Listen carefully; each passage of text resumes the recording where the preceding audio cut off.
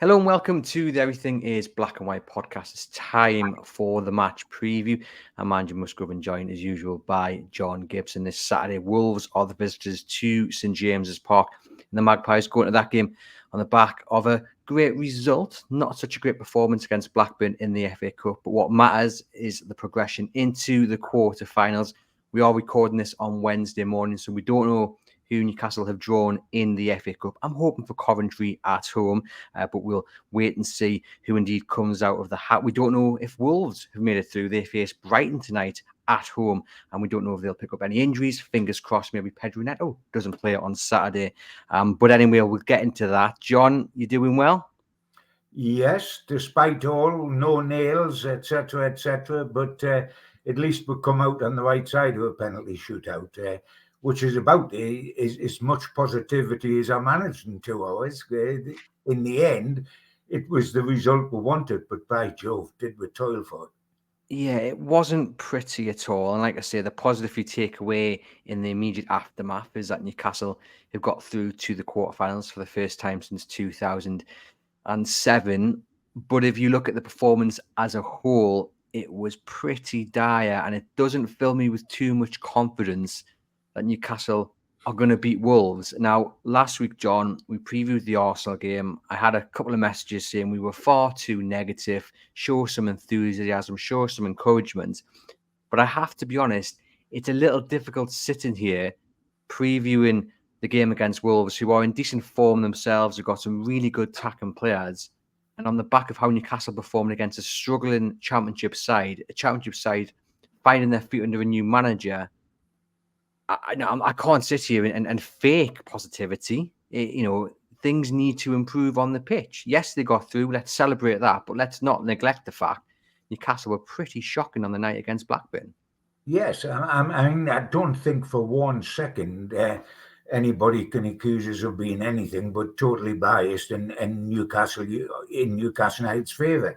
Not only is it our heritage from birth to love the football club, it is our job to follow the football club, and therefore, if our job's going to be a happy job, you want them to do exceptionally well, and so nobody can be more desperate for them to do well than myself. But equally, you've got to see what your eyes are telling you. Otherwise, if people within St James's Park go around saying, "Oh, everything's all right," then believe you me, we're in trouble, because everything isn't all right, and everything has got to be put all right. And it is getting alarming now. If people thought we were a little bit negative in the preview to Arsenal, was it justified by the performance? And I mean, the performance was shocking. I mean, that is as bad as it gets. And I was hoping for last night, and I was believing last night that we would get the answer to Arsenal and get it out our system. And I was having to remind myself, Gibbo, but when that happens, remember you're playing a championship side, and don't get yourself too fluffed up and think you're automatically going to win the FA Cup because it's a championship side. But lo and behold, I mean, why alarm bells are ringing for me, Andrew, is that we start so poorly. We're passive. We pass it around so slowly. We don't start. I mean, this side has been magnificent for a year by being on the front foot, by being high press, by being volatile, by chasing sides down, by being optimistic, by being aggressive, by being together. You look at them now, and all that is not there at all. And the reality is, and I'm hoping that Newcastle United, with indoors from Eddie Howe and his coaching side down to the players, see the reality and not the fantasy, because the reality is quite alarming. It is a long time since we looked a good side, Villa away. But I mean, we went last night and we played a team 16th in the championship, 4 points off a relegation zone, sacked their manager. The new manager's come in. Yes, he steadied the ship a little bit, but they haven't won a game since he came in. And we were second best to them throughout, mind. And that is worrying. I mean, we swept away Sunderland, in Sunderland are way above them in the championship. if we're going in one direction, it's not upwards at the moment, Andrew. It's that it's tapering away, and we should be worried about that. You know why we're worried? Because we care, and we care. Newcastle United's our club, and we care. But that doesn't mean that you've got to be blindfolded. And Wolves is a totally different test to Blackburn. They are looking like a really good side, and Gary O'Neill's doing a fantastic job. And you do just worry that if Newcastle begin the game in the same fashion, if they play, especially that first half, in the same fashion against Wolves, then Wolves could definitely get the better of them. Now, if we're looking for positives, and we can find some, like we say, they're through the next round in the Cup, attacking wise, when Newcastle managed to string a few passes together, now there weren't many, but they did look good going forward. There was just something they were missing, consistency. But if, John, they can find that, and hopefully they can against Wolves, then Newcastle can have a good afternoon. It's just about finding that spark again, isn't it? Yes, but I mean, haven't we said that for the last 4 matches or whatever it is? We've played recently. We have played Blackburn, we've played Bournemouth, we've played Luton, and we've played Nottingham Forest. They're hardly aristocrats, but all of those we have failed to beat. Now, if that doesn't ring alarm bells, whether you're biased or not, there's something wrong. And Eddie knows, deep down inside, Eddie knows that he's got a crisis on his hands, because he has said, that he has said when he's previewing a game, we've got to start on the front foot. The start is the most important part of the match. And he's right, because if you start on the back foot, it's very difficult to become proactive. You've got to start on the front foot. And we haven't.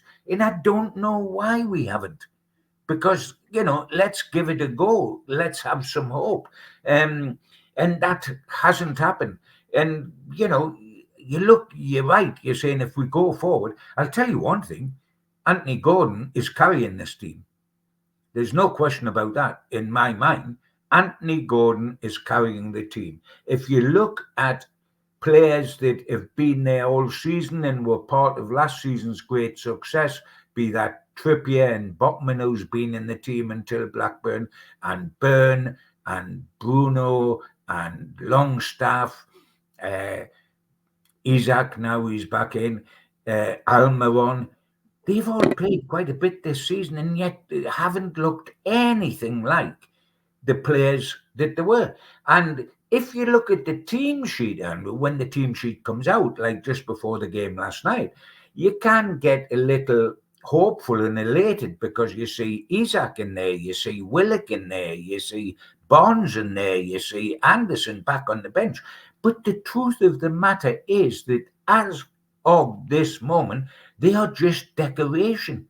They camouflage the reality, because they're not the Isaac we know, the Willock we know, the Barnes we know. And to a certain extent, they cannot be, because they've had long injuries and they've come back. But the team sheet looks good. The reality when we start playing is that they're way off what they were at the best. And you can throw Botman into that, who didn't play last night, of course, but has struggled for weeks. And it's tough, and it really is tough. And it's why Eddie gets the big bucks, but he must be sitting up at night time and saying, what can I do about the defence? It's so porous. Because the one thing you can't do, which is required above everything else, is put some pace in there, because you either have pace or you don't, and we don't. So what you do about the midfield is getting a little bit of wiggle room with Willock, and Anderson was there, but they're nowhere near what they need to be. And the wiggle room, limited though it is up front. But thank goodness for Anthony Gordon. He has carried us this season. Outfield, if you look at it, Andrew, the star man in the last 2 matches has been 2 reserve goalkeepers, Carriers down at Arsenal and Dubravka at Blackburn. That tells us a lot, doesn't it? Yeah, Dubravka was fantastic against Blackburn. The hero in regular time, the hero in extra time, and the hero during the penalty shootout. But you mentioned there, But Anthony. isn't that critical of Newcastle, though, that the cover goalkeeper against a championship side, 4 points off of relegation to League One, and you need your goalkeeper to get you through? Well, it is. It is. I mean, the more positive of our listeners would argue that's what a goalkeeper is there to do. But you would like them to make 0 saves, not need to make any saves, wouldn't you? I think the point really, John, that we're making is that it's not just Blackburn. You mentioned the list of games they've played prior to this. They're Yes. conceding goals for the boatload. They could have done against Blackburn if it wasn't for Martin Dubravka. Some would say, well, on the other side, the Blackburn keeper was called into action quite a few times, and that's the other positive I want to get to. Okay, Newcastle only scored 1 against Blackburn, but they had their chances. There was a great clearance off the line. Gordon should have lifted it over the keeper. They had their chances. Does that fill you with a bit of hope going into Wolves that, it's fine margins, put it either side, lift it over, the defender's not there, Newcastle could have won by 3 or 4 on Yeah, Tuesday I night? think you can always say that. If you're Blackburn, no doubt they're saying if they hadn't given Dubrovka the chances they had to be a star, we would be through. And I mean, it gives me hope that we're making chances. Then the way we finish them gives me no hope at all because we didn't finish. I mean, can you remember that double one near the end? The double one was at Longstaff, and there was Bruno, there was Gordon. Remember Yeah. closer. I mean, we should have buried that. I mean, there's no question. The one place you don't put it is exactly the place Sean Longstaff put it. Anywhere else, and it was a goal. Well, this is it. We're going to get on to personnel now about Saturday, and we always address this with what we would do, and then we always take into consideration what we think Eddie Howe will do. I mean, look, we don't want to pick on players individually, but we have to talk about certain performances. And Sean Longstaff, we know what he can do, and when he's on form, he is absolutely fantastic. He's not been on form in recent weeks, and against Blackburn, it was very noticeable. You mentioned that chance there; he should have scored it, but at times it looked like he was running through cement. It was like his brain wasn't working with his feet. He was dilly-dallying on the ball. That being said, he will start, you would think, on Saturday against Wolves, when in reality, I would probably play Miley there. Again, I would have started Miley against Blackburn and dropped Longstaff out, but we knew, we all predicted what would happen. It would be Willock in for Miley and Longstaff would start. And it'll happen again on Saturday. But what do you think is missing from Sean's game? Because when he plays, Newcastle play, but it's fair to say in recent weeks, that's just not happened. I was going to say it's a while, isn't it, since he had a storming game, and he doesn't look himself. To me, I mean, when you look at him, he doesn't look a happy bunny, and I can understand why he wouldn't be.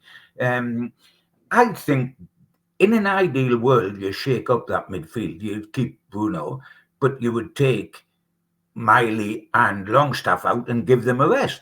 In an ideal world, if you had Willock firing on all cylinders, if you had Anderson firing on all cylinders, and they're both not, we can't do anything about Tonali.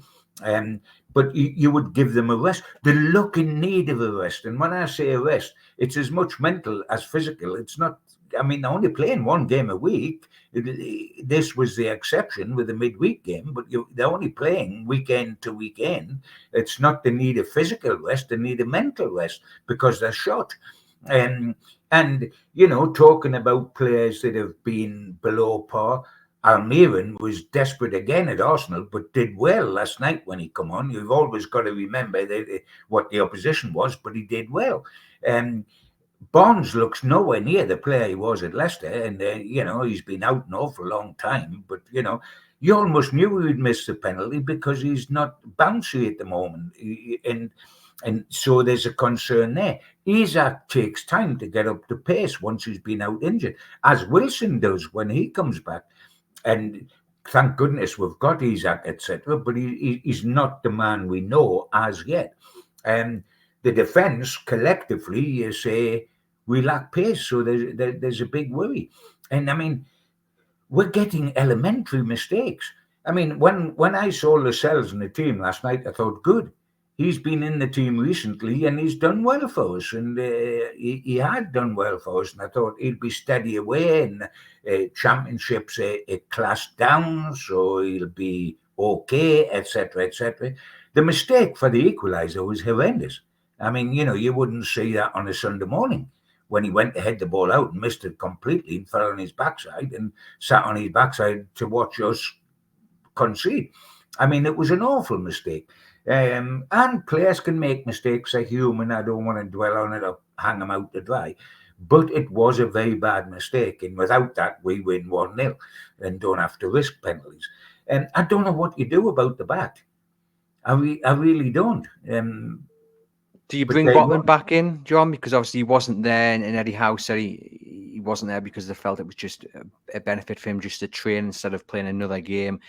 He clearly hasn't been at the levels that he's set himself because he is a tremendous centre-back. Would you bring him back into the starting 11 against Wolves?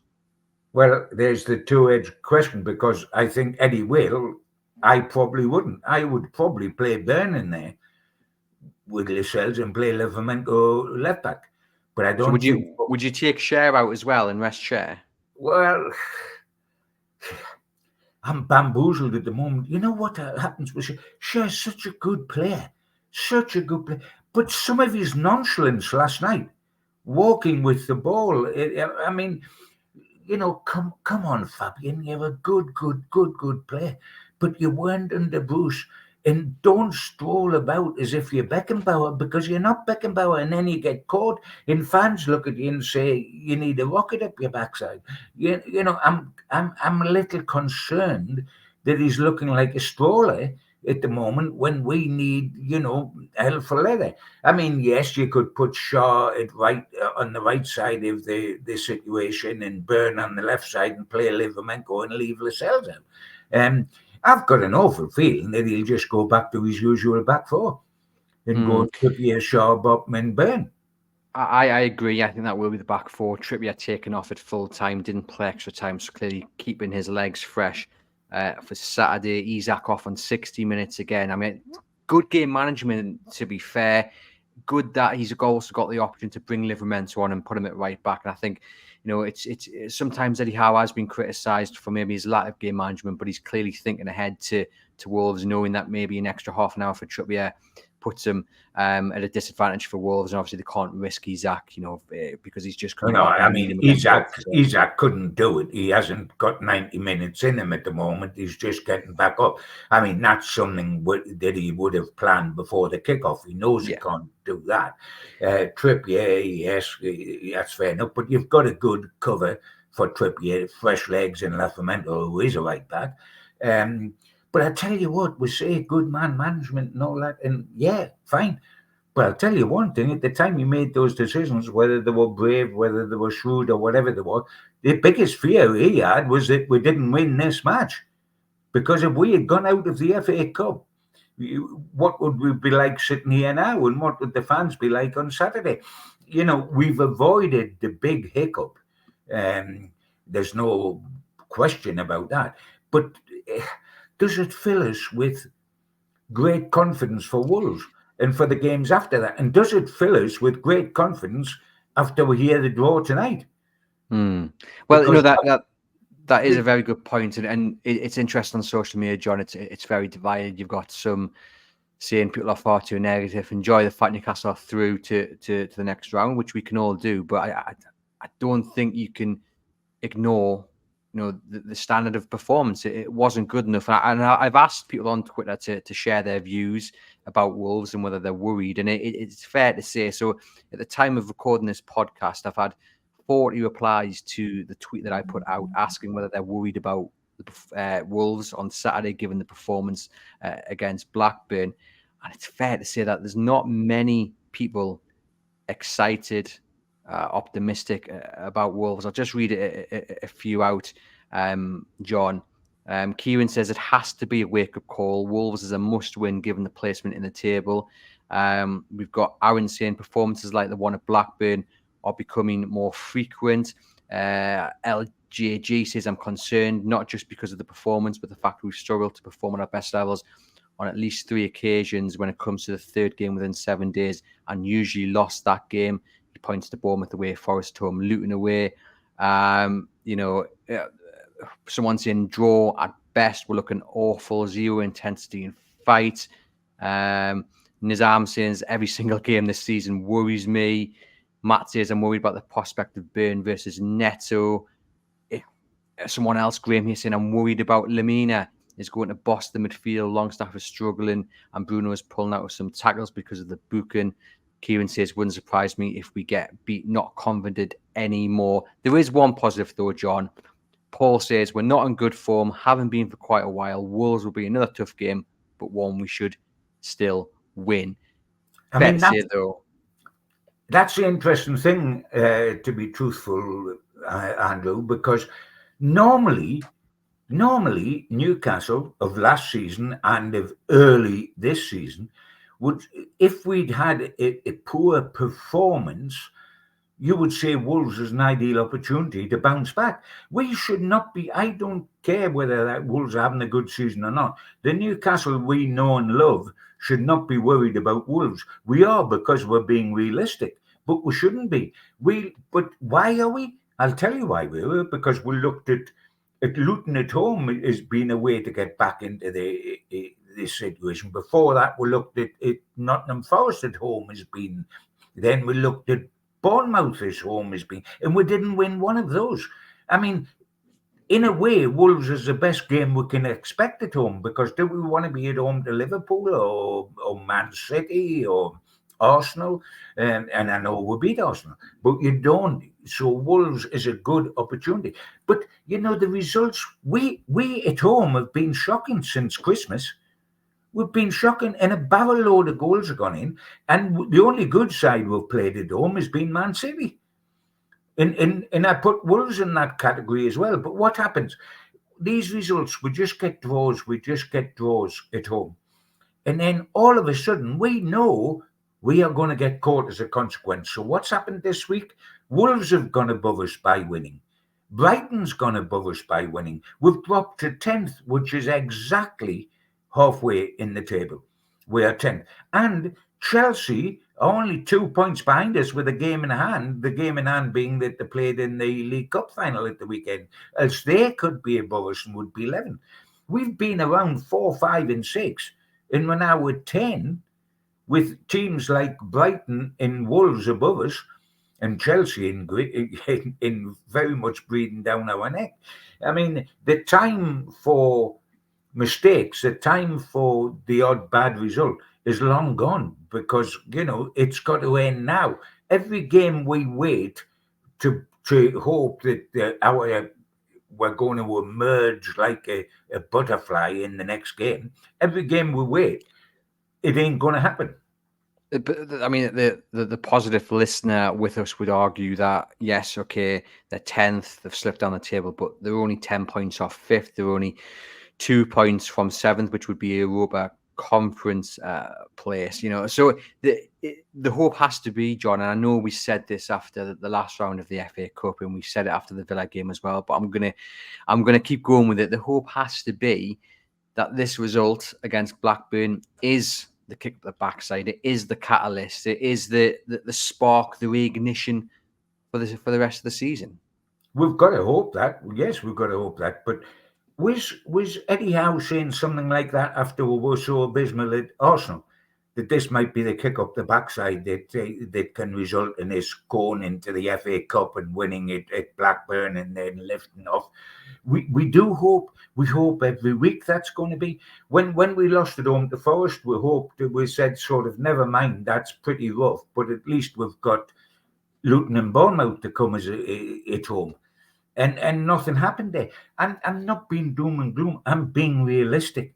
And we have to be realistic. If we're going to live on Fantasy Island, we're going to wake up one day and find we're permanently in the wrong half of the table, even if it's only 12th or 13th. And we've really, if we don't do something about it now, then it is too late. And we've got to do something about it now. We've got the personnel. What bewilders me is the way we play. Everything that was good about the way we play, the high intensity, the belief, the swamping teams that made St James's Park a fortress, which got us results sometimes against teams that technically were better than us, but they couldn't beat us because they couldn't live with what we placed in front of them. We're passive now. And that is one of the great worries that I have, is that I like to see. I know in the first 10 minutes, Andrew, with a game, when I'm looking at it, if it's going to be a struggle or not. You do, the fans do, everybody does. And you look at the first 10 minutes last night, you look at the first 10 minutes at Arsenal, you say, why are we starting like that? Why are we so sluggish? Why are we so one-paced? We don't go after teams anymore. And your best hope is to be front foot. And what do you think the reason is? Because it's very noticeable that the high press has gone. There doesn't seem to be that cohesion, the kind of that grit and that determination. I'm not questioning the players' effort at all or commitment, because it's always there. They want to win, of course they do. They want to do it for the club, want to do it for the fans. But I'm talking about being first to the ball. In recent weeks, they're just second to every single ball. But they haven't got that extra yard in them that they used to have. That's made them so good. That last year made them pretty much unbeatable. Something is missing. Is it because those same group of players have played so many minutes and so many games? Is that the reason? And now he's getting options back. He can rest Miggy on the bench. He can take Miley out.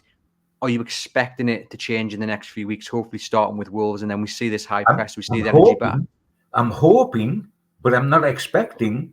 Expecting means that you think it's going to automatically change. I don't think it's going to automatically change. I'm hoping it's going to change. I think Eddie Howe doesn't know why. And I mean this not as a criticism of Eddie. I think he's as stumped as we are, because he believes in this group of players so much. He organised the group so well. There's no question that we overachieved last season. There is equally no question that we're underachieving right now.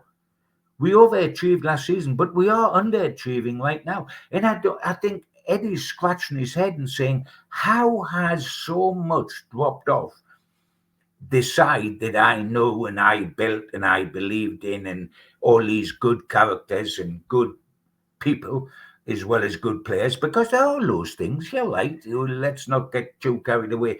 But it isn't happening. And I don't think Eddie knows the answer. I think he's absolutely flummoxed. And that's not a criticism of Eddie. We all don't know why, because it doesn't make sense. Because it isn't that you're physically exhausted. You're only playing once a week. And since the end of the Champions League, and it's only once a week, what did everybody say when we went out the Champions League? Well, the one redeeming feature is we're going back to what we did last season, playing once a week, not playing midweek, being able to rest, being able to get on the training ground, being able to iron out all the problems on the training ground. So we'll go back to the good performances because we've got the same quality of players available to us. And that made total sense. The only part that's puzzling is that it hasn't happened. And it is quite staggering that it hasn't happened. I mean, you look upon what happened at Aston Villa, and you think, we all said that's the old Newcastle are back. We've never seen them since.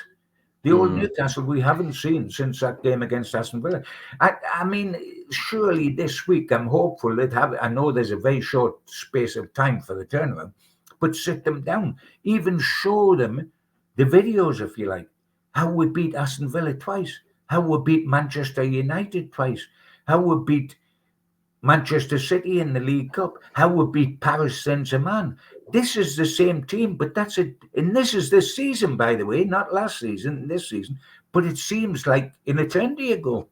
It does seem a lifetime ago. And it's the same old question that gets asked every week, though. Does the system need to change? Eddie Howe doesn't think it does, but there's still plenty of debate across the fan base that something needs to change. And it is probably, maybe going 5 at the back, or at least going 3 and then filling the midfield with the two wing backs. But look, it's a bit of a relevant question because we expect Eddie Howe to stick with the system in place. But if you had the power, John, would you change the system for Wolves? You see, I honestly think that when you get in a rut like this, and Newcastle are in a rut, if you don't think they're in a rut, just pull the list of results up this season and you'll see the rut, all right. If Newcastle are in a rut, sometimes just changing something for the sake of it gives the players something to think about, something different, and think this might just work, But you go 4-3-3 and you pick the same middle three and the same back four, and you go out there and think, well, what's different from Blackburn and what's different from Arsenal and what's different from Luton and Bournemouth and Nottingham Forest? So sometimes the change just gives players something to think about. And certainly 3 at the back could be justified the way we've been letting in goals. And you say, well, do you need 3 at the back in a home game? If you look at the goals we've let in our last home games, you can go 3 at the back because it can release your 2 fullbacks to be able to attack that much more. And if you go 3 at the back, you use Burn in there as one of the 3, and then you can use Levermenko and Trippier as the 2 wide guys with wingers in front of them. And Levermenko fits that position much better than Burn would, because if you're playing a 3, then you want your 2 fullbacks, for the want of other words, to be good on the ball and get forward. Levermenko is better than Burn at that. So Burn could play as part of the 3, and you could have Levermenko and Trippier to get up and down the tram lines with Gordon and whoever you pick. Almiron's probably back in the frame to play on Saturday, and have those 2. But, and say, oh, is that negative at home? 3 at the back. Not when you let 4 in against Luton, not when you let 2 in against Bournemouth, 3 in against Forest. You've got to stop that. You cannot keep letting that number of goals in and expect to win, because you've got to score too many to win.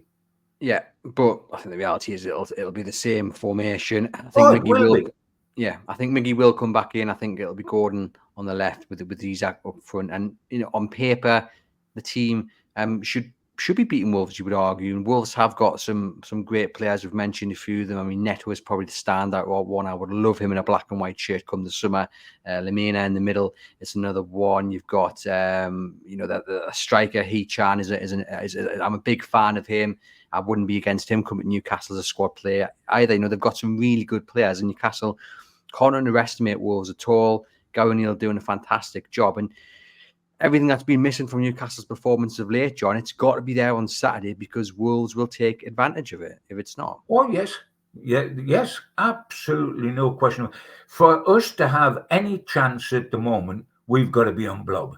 We have got to play. We've got to discover somehow how to play with the intensity, with the high press, with the togetherness, with the belief that made us what we were. It was only earlier this season that we swamped Paris Saint-Germain 4-1 with one of the greatest displays we've seen in Europe.